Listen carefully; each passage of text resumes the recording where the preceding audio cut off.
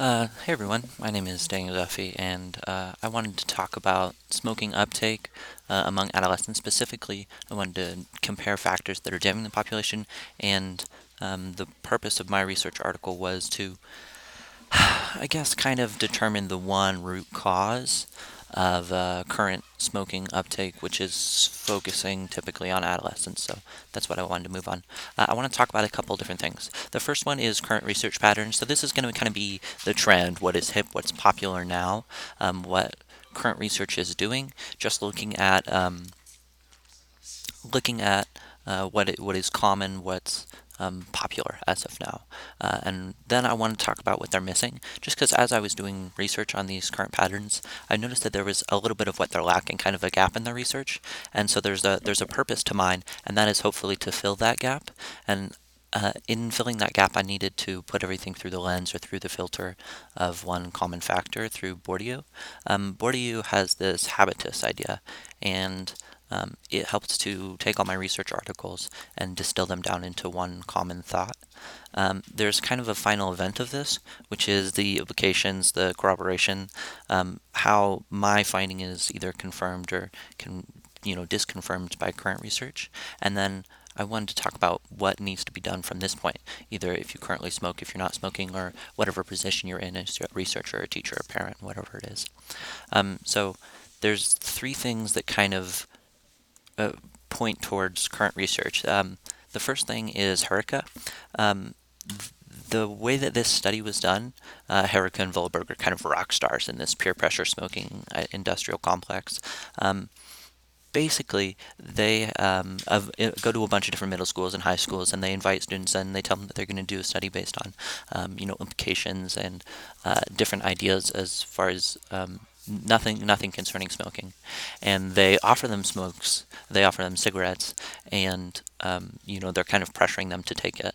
And the kids are initially denying it completely, and then the Confederate that is there that is offering cigarettes during the study, as they're doing the tests, starts smoking himself, and then he offers them again. Once he offers them again, and he's already currently smoking, um, we can see that they take the cigarettes. So, I mean, it points to um, this idea of peer pressure versus peer acceptance. So if somebody else is currently smoking, you are much more likely to start smoking, and that's what this quote is exactly about. It's just a quote directly from their article, and it's talking about how young adults are behaving in this particular way because their social environment passively evokes certain behaviors, and less because they're actively or is explicitly encouraged to behave. So it's not so much that they are peer pressured, but rather that they are peer influenced.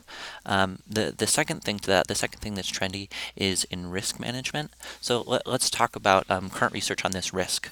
The thought process is that kids are mortal, or rather, you have this viewpoint that you are mortal and you're young and you can get away with it just because you are capable of it, right? Um, you've got this feeling of immunity or this mindset, this viewpoint that smoking is leading. So these Caitlin, Bountress, Chaslin, Lori Preston, Clark C, they do this study, and the the point of this study is to determine who you're hanging out with, which social groups, and if you are more in the risk-taking social group, you are theoretically more at risk for starting smoking. And so they wanted to look at this, like, why is that a thing? And I guess the idea is, if you're not yet smoking, but you're associating with peer smoking, with peers that smoke, because you share the propensity towards risk-taking behavior, you are much more likely to start smoking. This influenced both the implicit and explicit opinions or attitudes about smoking, which in turn affected the risk for smoking initiation. So basically what that's saying, what it means is that this study leads to the proof that currently, if you are hanging out with people that are more risk-taking, you are more likely to smoke. I guess the third thing to point out is this idea of weight management. Um, there's another study done by Fulkerson and French in 2003 it's rock solid. It's mostly focusing on race and gender differences and um, how you have those gender differences, but they're put upon you, not you putting them upon yourself. So they are surveying adolescents about smoking and weight management, and it really is just, there's no secrecy behind it. It's totally direct, and in their direct, they're talking about them and they're giving them surveys like, how are you feeling about your weight? What level of weight are you at right now? Do you feel that that is overweight or underweight or about the right weight? They're asking girls and guys, they're asking different races, and then they're comparing those answers and categorizing them based on if they're smoking or if they're not smoking, how much they're smoking, how much they're not smoking. And when they found this quote right here, I think is just, oh, it's gold. Okay, so female and male smokers who perceive themselves as overweight were more than two times more likely to smoke or to lose or control weight as female male smokers who reported that they were underweight. So basically, if you think that you're overweight, you're more than two times as likely to start smoking than if you're about the right weight or underweight. Just not even if that's the reality, just if that's how you view it. So I guess here's the question: if the trend is all these different, original research articles um, about what smoking is going on right now, and there's something that's linking them. That linking pattern is the social influence. In all of these, I'm going to go back a little bit here.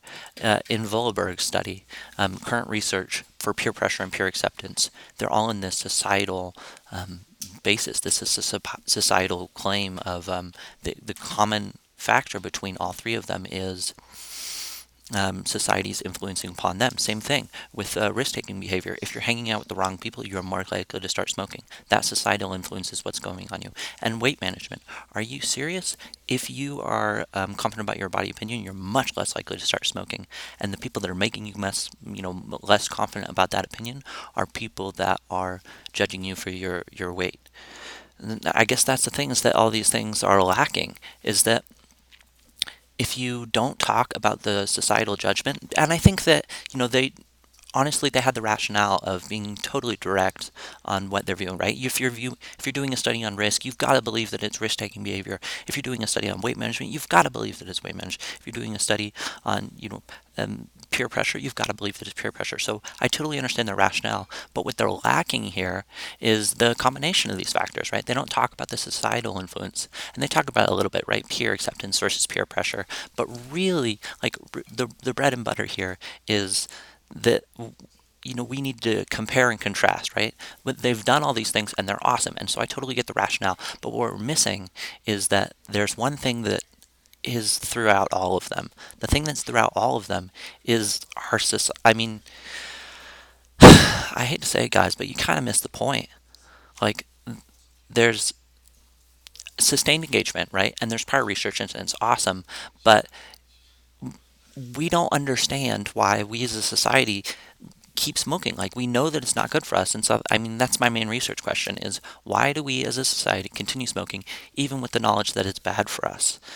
And that's what I wanted to focus on. So I wanted to look at it through the eyes of a society. I was able to take this concept, this quote from Bourdieu. Basically, the whole, you can read this quote as I'm talking, but there's shared societal impacts that we as a society have. Everybody thinks that they've got their new style or their own personal influence or their own personal experience, but with everybody having that personal experience, everybody's having one. Therefore, it is the same. So here's it. Their personal style is no more than a deviation in relation to the style of a period or a class. Basically, your personal style is the same thing as the common style, not only by its conformity, but by its difference. So in your difference, everybody is different, and therefore everybody is the same. That linking factor, that lens of society, that viewpoint, is what I was kind of viewing all these articles through. And so my finding, because of that, is the reality. I wanted to talk about the societal influence. It's the linking factor with multiple main causes. Obviously, there's weight loss, there's peer pressure, and there's risk-taking behavior. But really, really, really, like, if we actually get down to the facts of it, right? What is actually the bedrock of it? It's, man, the social norms that adolescents experience are so different than everybody else. They're at such a new time in their life, and everybody is at that same time in their life at a similar period. So if we are the way that we are experiencing life as adults or even as kids or wherever we are is totally unique than adolescence. That specific, 8th grade, ninth grade, 10th grade, 11th grade, that period is such highly unique in their social norms.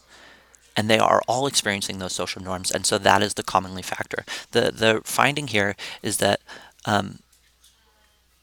My research points honestly a little bit different than just being weight loss or just being peer pressure or just being risk taking behavior because it it talks about the societal influence.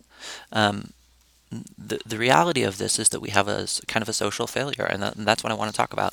There's sources surrounding all this. They all point to a social stimulus, right? The social input is not different based on environment.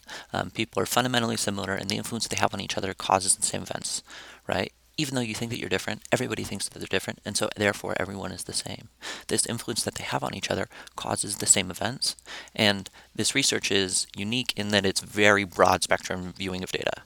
So, um, I mean, I guess that's the question. Why is it important, right? Like, what's the motive to this? Who really cares that how exactly does this happen? So, I mean, my thought process on it was everybody has their own. Right? Oh man, it's got to be weight loss, or it's got to be risk, or it's got to be peer pressure. What's the common thing that combines all of them? It's the social influence, right? They are all growing up in the same environment. They are all experiencing the same people bullying them or the same people, telling them to do those things. So it can't be just one of those factors because you've got so much influence on you from the outside of your group. So what's common to that, right? What's the so what, the motive, the viewpoint is that it's not us. It's not one of those factors. It's our societal failure. Our societal failure is turning adolescents to start smoking. Why? Because we are not separating them from those that promote, commonalities in worrying about your weight, or commonalities in worrying about your pressure to be cool, or your commonalities in thinking that you're invincible. If you remove those people from that environment, then you can remove them from that environment, all of a sudden changing their viewpoint on smoking and completely lowering how likely they are to start smoking uptake. So here's the future. Obviously, if you're an adolescent and you're reading this, or you're watching it on YouTube or whatever it is, or if you're a parent and you have an adolescent or somebody that's right about to come into adolescence, obviously don't start smoking. And if you currently smoke, don't do it. It causes cancer. It does all those things.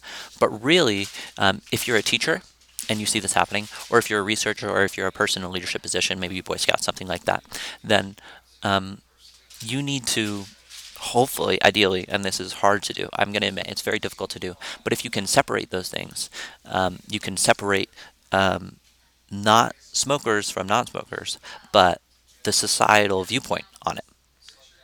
Here's what I mean by that. We know that it's not just risk or just weight or just social peer pressure, but if we can take those factors and remove them, then we can remove smokers from the population as a whole. So if you're in that position, obviously you want to stop smoking.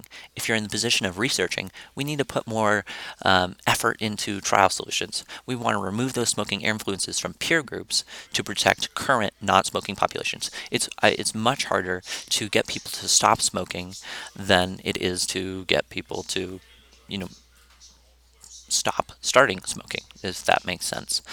What I'm saying by that is if you already smoke, it is virtually impossible to get you to stop smoking. And I think that the better solution is to kind of nip it in the bud. So basically, I'm cutting you off on a limb. If you already smoke, deal with it. Probably you're going to die or continue smoking, and that's just the end of it, and your problem will be solved in 40 years. But from the new population, if you don't start smoking yet, we can stop you smoking initially, and therefore grow up a new generation of people that just don't smoke at all. And the issue with that is that society is so. So my recommendations to that, like what's the future? Researchers need to put more effort into trial solutions to remove people. So think of it as if there's a school with lots of smokers and we can grab them and pick them up and take them out into a new school with no smokers. That kid that doesn't smoke yet is way less likely in their new school, their new situation to not smoke at all. Awesome. I think that I've answered everything. If you have any questions, feel free to email me at dingrdeffy.com, or check the website. dingrdeffy.com works really well, or you've got my contact info.